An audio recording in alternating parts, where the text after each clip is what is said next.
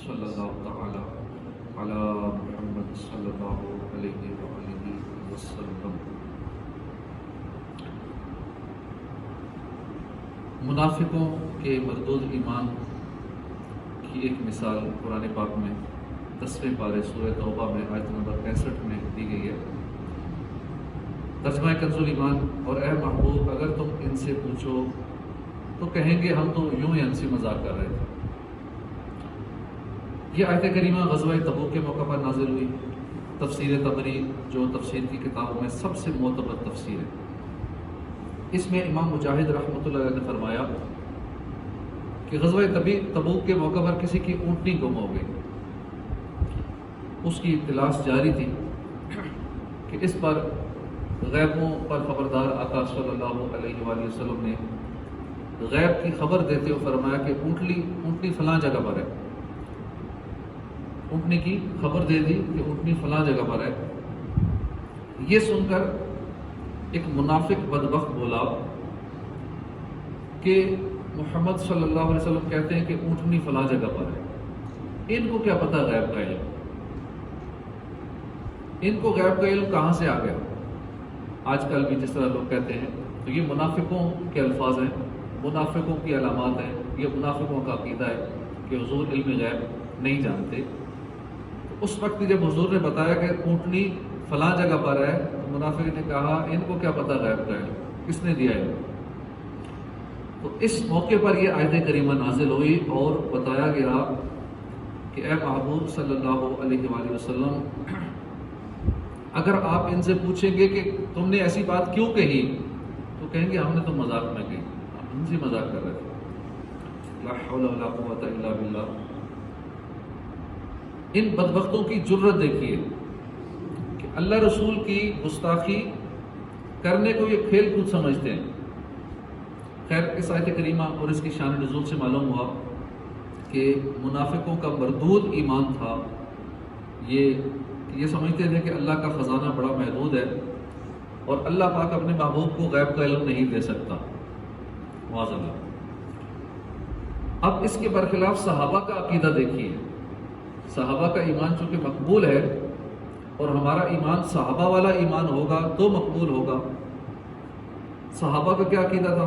بخاری شریف کے حدیث پاک ہے کہ مسلمانوں کے دوسرے خلیفہ سیدنا فاروق اعظم رضی اللہ تعالیٰ عنہ فرماتے کہ ایک دن حضور اکرم صلی اللہ علیہ وسلم ہمارے درمیان موجود تھے کہ آپ نے اہل جنت میں سے جس نے جنت میں جانا ہے اور اہل جہنم میں سے جس نے جہنم میں جانا ہے سب کا بتا دیا۔ جہنم میں پہنچنے تک، جنت میں پہنچنے تک سارا کچھ بتا دیا، اور کہاں سے کہاں تک، مخلوق کی پیدائش سے لے کر جنت میں پہنچنے تک، مخلوق کی پیدائش سے لے کر جہنم تک پہنچنے تک ایک ایک بندے کے بارے میں بتا دیا۔ یہ ہے ایمان صحابہ۔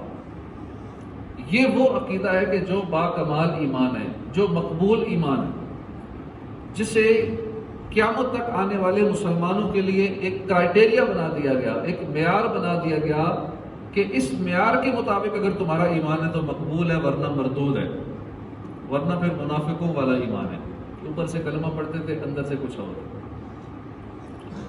اس سے معلوم ہوا کہ صحابہ کرام کا یہ پختہ عقیدہ تھا کہ سرکار صلی اللہ علیہ وآلہ وسلم غیب کا علم جانتے ہیں۔ اللہ پاک نے اپنے محبوب کے لیے غیب کے خزانے کھول دیے ہیں، سارا کچھ اپنے حبیب کو بتا دیا، جو ہو چکا ہے، جو قیامت تک ہوگا، اس سب کا علم رب کائنات نے اپنے محبوب ذی وقار کو عطا فرما دیا ہے۔ یہ عقیدہ ہمارا بھی ہے، اہل حق کا یہی عقیدہ شروع سے چلا آ رہا ہے، صحابہ کا یہی عقیدہ چلا آ رہا ہے۔ لیکن آج کل جو یہ ٹولہ کہتا ہے کہ حضور کو کچھ نہیں پتا، معاذ اللہ، غیب کا علم نہیں پتا، اللہ غیب جانتا ہے، اللہ کے علاوہ کون جانتا ہے؟ بھئی اللہ جس کو دیتا ہے وہ بھی جانتا ہے۔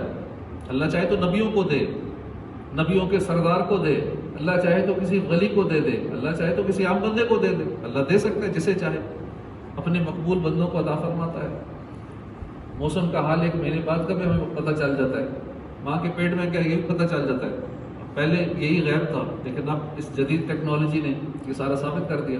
اب یہ ساری باتیں مان رہے ہیں 2030 میں کیا ہوگا، 2070 میں دنیا کے حالات کیا ہوں گے، ٹیکنالوجی کون سی ہوگی، کاریں کیسی ہوں گی، موٹر بائک کیسے ہوں گے آج سے 70 سال بعد، 50 سال بعد، یہ ساری چیزیں، ساری ایزمپشنز جب آج کے دور میں آج والوں کو پتہ ہے کہ بعد میں کیا ہوگا، تو پھر ولیوں کی اور نبیوں کی شان کیا ہے؟